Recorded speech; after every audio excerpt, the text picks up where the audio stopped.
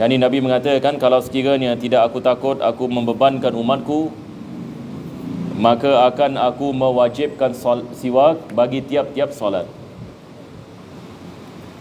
Jadi kita lihat banyak hadis berkenaan dengan kelebihan menggunakan siwak. Jadi apabila kita mengambil wudu, penting bagi kita untuk kita usahakan menghidupkan sunnah ini. Jadi hari ini apabila kita mengambil wudu,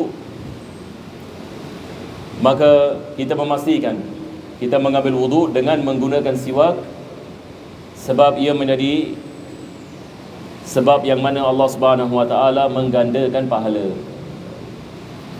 Jadi apabila kita mengambil wudu, bilakah masanya kita menggunakan siwak? Ini adalah soalan. Kita kalau mengambil wudu, daripada sunnah yang paling penting dalam wudu adalah siwak. Tetapi bilakah kita menggunakan siwak? Masa kita menggunakan siwak adalah sebelum kita membasuh mulut, iaitu apabila kita mengambil wudu, pertama sekali kita membasuh telapak tangan, kita mendatangkan basmalah, dan kita meniatkan mengambil sunnah wudu. 3 perkara dilakukan dalam sekali. Apabila kita membasuh tangan, kita membaca basmalah, dan kita mendatangkan niat. Ini semua daripada amalan-amalan sunnah di dalam wudu. Kita meniatkan ia sebagai sunnah supaya kita mendapatkan pahala apabila kita melaksanakannya. Jadi setelah kita membasuh telapak tangan kita 3 kali,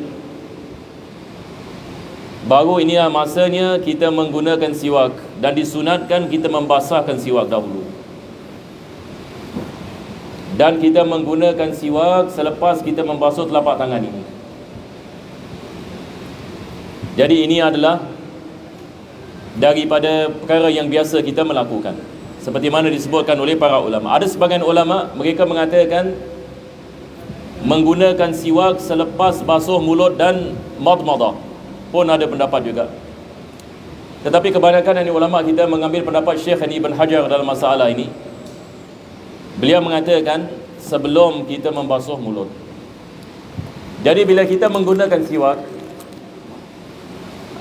kita ada menggunakan siwak bagi gigi atas, bawah dan juga lidah dan langit-langit. Ada 4 perkara ya. Jadi apabila kita menggunakan siwak, pertama sekali kita mulakan bahagian atas sebelah kanan, dan kita baca doa Allahumma barik li fi. Ini doa diajar oleh Nabi SAW.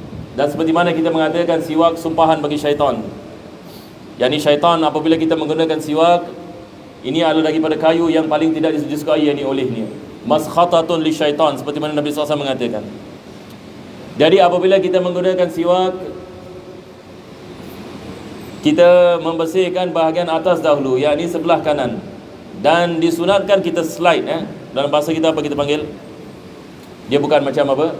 Macam kita gunakan burus gigi, tetapi dia begini. Tidak disunatkan kita melakukan begini. Kita slide ke tepi, lepas itu ke kiri, lepas itu belah bawah. Ini adalah bahagian yang kedua. Belah bawah sama juga, kanan, kiri. Selepas itu lidah kita kita menggunakan begini, tulan. Seperti mana ulama kita mengatakan dia bukan ardan, tulan. Lepas itu akhir sekali langit-langit. Jadi kita ada 4 perkara. Ini dikirakan satu set. Kalau kita mengatakan menggunakan siwak, satu set kita sapu, yang ini 4, yang ini bahagian. Kalau dalam wudu kita menggunakan ini, alhamdulillah, insya-Allah kita mendapatkan yang ini pahala sunnah menggunakan siwak. Dan Nabi SAW ada sahabat yang sentiasa menjaga siwaknya. Sahabat tersebut adalah Anas bin Malik radhiyallahu an, dan juga Abdullah bin Mas'ud radhiyallahu an. Mereka menjaga siwak Nabi SAW. Cuba bayangkan, yani tiap-tiap kali Nabi mengambil wudu, beliau akan menggunakan siwak. Jadi sekali lagi saya ingin mengingatkan diri saya dan para jemaah sekalian, kalau ada yang belum lagi menggunakan siwak, Masya Allah, ini adalah masa-masanya kita beli siwak.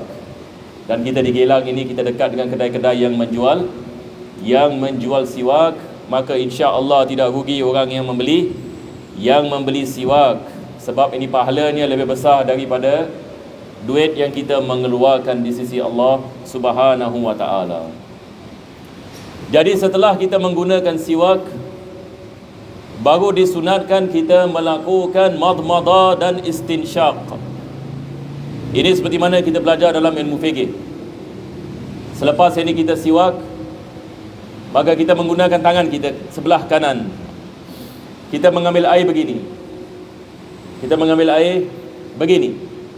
Dan kita memasukkan air di dalam mulut sedikit, lepas itu naik ke atas. Ini adalah cara yang paling afdal. Yani maksudnya kita menggunakan satu tangan. Kita ambil air sedikit begini, setengah ini kita masukkan ke mulut. Lepas itu kita nak kena cepat-cepat ya. Cepat-cepat naik ke atas, sebab kalau tak air tumpah. Naik ini ke atas, lepas itu kita menggunakan tangan kiri. Ini dikenali sebagai istinsar. Kita mengeluarkan air daripada hidung. Jadi ini dikirakan satu set. Jadi kita ada 3 perkara. Kita ada madmadah, yakni memasukkan air dalam mulut. Lepas itu kita ada istinsyaq, memasukkan air di dalam hidung. Lepas itu kita ada istinsar, mengeluarkan air daripada hidung. Jadi ini kita melakukan berapa kali? Kita melakukan 3 kali. Jadi satu kali kita melaksanakan 3 sunnah. Yani sunnah yang pertama adalah lebih daripada 3, menggunakan tangan kanan. Sunnah yang pertama. Sunnah ini yang kedua, melakukan madmadah. Yang ketiga istinsyaq. Yang keempat istinsar. Jadi kita melakukan 4 sunnah. Kalau kita mengulangnya 3 kali, maka kita dapat 12 yang ini sunnah. Jadi membasuh telapak tangan 3 kali, kita dapat 3 sunnah. Membaca basmalah sunnah. Niat yang ini mengambil yang ini sunnatul wudu, ini juga adalah daripada sunnah. Jadi kita ada 3 sunnah. Kita kali yang ini 3, yang ini kita mendapat 9. Lepas itu kita ada siwak. Siwak ini kita basuh 4 bahagian. Kita sudah mendapat yang 4 ini sunnah. Lepas itu kita melakukan madmadah, istinsyaq dengan istinsar. Maka kita mendapatkan 12 kali sunnah. Jadi kita lihat ini banyak yang ini sunnah yang telah kita melaksanakan. Habis ini kita daripada membasuh mulut kita dan istinsyaq dan istinsar, baru sekarang yang dimulanya kita membasuh muka. Jadi apabila kita membasuh muka, seperti mana kita mempelajari di dalam kitab Risalah Jami'ah, diwajibkan kita menyampaikan air kepada ke seluruh muka kita. Dan muka ini hadnya adalah daripada atas bahagian rambut di sini sampai dagu, dan telinga ke telinga. Telinga ke telinga. Yang ini dia bermula yang ini di bahagian sini. Dekat di bahagian apa kita mengatakan isi yang ini telinga ini di sini. Maka diwajibkan kita membasuh seluruh muka kita.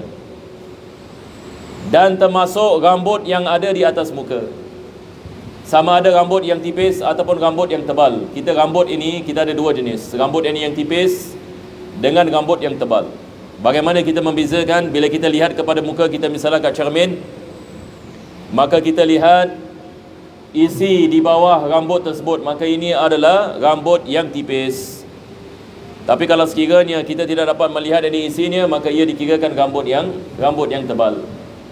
Maka diwajibkan kita basuh misai, diwajibkan kita basuh kening, diwajibkan kita membasuh bulu mata, diwajibkan kita basuh yang ni rambut di tepi sini, diwajibkan kita membasuh al-faghar di sini. Dan begitu juga wajib kita memastikan air sampai kepada al-muq. Ini dipanggil muq. Jadi bila kita membasuh muka kita, disunatkan kita menggunakan jari melakukan begini. Ini adalah di bahagian muq, supaya air yang sampai ini di bahagian sini. Dan juga lihad. Lihad adalah tempat ini di sini. Dan disunatkan kita menggosok apabila kita membasuh muka, dan kita membanyakkan bahagian yang di basuhan muka lebih daripada had muka, supaya kita sampai kepada keyakinan yang kita telah yang ini merangkumi ke semua muka kita. Taib. Ini sebenarnya saya fast forward ya. Sebab Al-Imam Ghazali masih membicarakan siwak. Jadi kita lihat balik kepada kitab Bidayatul Hidayah. Sebab kitab ini banyak membicarakan tentang adab-adab dan sunnah-sunnah. Tetapi saya dah tercepat sikit. Saya dah terus ini masuk basuh muka. Sekarang kita ini patah balik ini kepada siwak. Sebab beliau menukilkan hadis yang lain. Beliau mengatakan sabda Nabi SAW, umirtu bis-siwaki hatta khashitu an yuktaba alai. Yani sabda Nabi SAW, aku selalu diperintahkan bersiwak sehingga aku bimbang siwak itu akan diwajibkan ke atasku. Yani Nabi SAW ini mengatakan Allah Subhanahu Wa Taala sentiasa memerintahkannya menggunakan siwak, sehingga beliau takut kalau sekiranya siwak diwajibkan. Yani ini menunjukkan kepentingan menggunakan siwak. Kemudian basuhlah kedua tanganmu 3 kali sebelum engkau memasukkannya ke dalam bejana dan baca olehmu doa. Allahumma inni as'aluka al-yumna wal barakah wa a'udzu bika minasy-syu'mi wal halakah. Yani Al-Imam Ghazali beliau mengatakan hendaklah kamu membasuh tangan kamu sebelum kamu memasukkannya ke dalam bejana. Sebab kita ada hadis Nabi SAW, Nabi melarang kita memasukkan tangan di dalam bejana sebelum kita membasuhnya. Apa maksudnya? Ini adalah hadis berkenaan dengan orang yang baru bangun daripada tidur. Yani apabila seseorang itu bangun daripada tidur, janganlah dia memasukkan tangannya di dalam bejana, air dalam bejana. Apa sebabnya? Sebabnya apabila yang kita tidur, kita tidak mengetahui tangan kita telah memegang apa. Mungkin yang ni tangan kita ada najis di dalamnya. Maka Nabi SAW melarang kita memasukkan tangan di dalam air yang sedikit. Bejana seperti apa? Dalam bahasa kita panggil baldi. Jadi bayangkan kita ada air dalam baldi. Makruh dalam mazhab Syafi'i. Dalam mazhab Syafi'i kita mengatakan makruh kita memasukkan tangan di dalam air baldi sebelum kita membasuhnya. Sebab air baldi ni ada air sedikit, ditakuti tangan kita ada najis, maka kita memasukkan tangan ke dalam air baldi, maka ia menajiskan air. Ataupun tangan kita ada kotoran, maka ia akan mengotori air. Jadi hukumnya adalah makruh kalau kita melakukan sedemikian. Ini bagi mereka yang mengambil wudu daripada baldi. Tapi biasanya kita zaman sekarang ini di Singapura, jarang satu orang mengambil wudu daripada air baldi. Saya tak tahu jemaah kat sini bagaimana, ada tak jemaah dekat sini mengambil wudu daripada baldi? Yang ni cedok air daripada baldi, yang ni maksudnya. Saya rasa wallahu alam, mungkin kalau di Singapura mungkin 50 orang, mungkin 1 orang mengambil wudu daripada baldi. Tapi biasanya kita semua air paip, betul ke tidak? Sebab rumah-rumah kita, masjid-masjid semua pakai air paip. Tapi zaman dahulu berbeza. Zaman dahulu rumah-rumah mereka tidak ada air paip seperti apa yang kita ada hari ini. Jadi mereka pada waktu malam akan simpan air, supaya nanti bila bangun malam ataupun pada waktu subuh, mereka akan mengambil wudu daripada air yang disimpan. Jadi bila mereka bangun daripada tidur, mereka nak mengambil wudu daripada air baldi. Maka Nabi SAW mengatakan, apabila seorang daripada kamu bangun daripada tidurnya, janganlah dia memasukkan tangannya ke dalam air bejana ataupun air dalam baldi, sebab dia tidak mengetahui aina batat yaduhu. Ini lafaz hadis begitu. Fa innahu la yadri aina batat yaduhu. Dia tidak mengetahui apa yang tangannya telah menyentuh apabila dia tidur. Ada satu orang ini, dia memperlekehkan hadis ini. Dia mengatakan, apa hadis ini? Kita kalau tidur, tangan kita mana nak pergi? Kat situ-situ juga. Tak masuk akal, dia mengatakan. Subhanallah.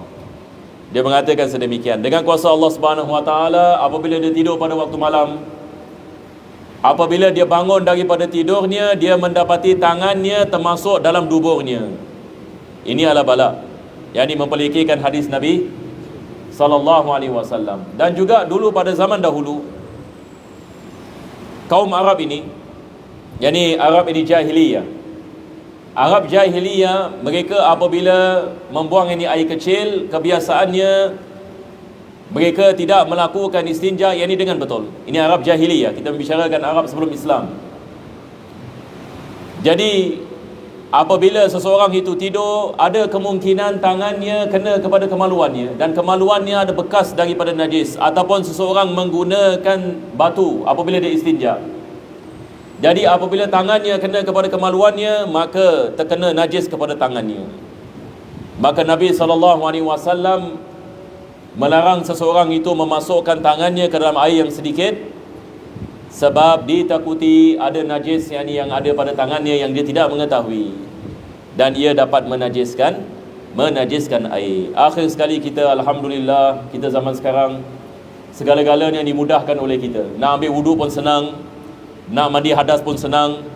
Tak payah kita fikir nak pergi perigi dan nak kena ambil air daripada perigi, ataupun nak pergi sungai, lepas itu nak kena ambil daripada sungai, lepas itu nak kena berjalan balik ke rumah kita dan letak air di atas, di dalam bilik mandi. Tiap-tiap kali kita nak menggunakan air, kita cedok air daripada situ. Tapi zaman sekarang ini keadaan kita semua ada dalam tap. PUB dah buat dah kerja ni semua. Semua air semua link pada reservoir, lepas itu dibersihkan lagi dan lagi dengan filtration yang sangat ini luar biasa.